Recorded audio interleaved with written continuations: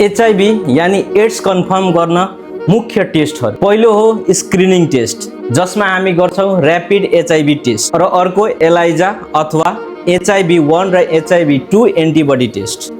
यदि प्रथम screening टेस्टमा positive देखियो भने यसलाई कन्फर्म गर्नुपर्छ र कन्फर्मेटरी टेस्टमा हामी गर्छौं 4th जेनेरेसन एचआईभी टेस्ट र यसले डिटेक्ट गर्छ P24 एन्टिजेन र एन्टिबडी। यो अर्ली स्टेजमा पनि डिटेक्ट गर्न सक्छ र यो टेस्टलाई हामी मोडर्न टेस्ट पनि भन्छौं। र अर्को टेस्ट भनेको वेस्टर्न ब्लड टेस्ट, यसलाई हामी पुरानो कन्फर्मेटरी टेस्ट पनि मान्छौं। र थर्ड टेस्ट मध्ये हामी गर्छौं भाइरसको जेनेटिक मटेरियल डिटेक्ट जसलाई हामी PCR टेस्ट पनि भन्छौं र यो एक्सपेन्सिभ र हाइली एक्युरेट हुन्छ।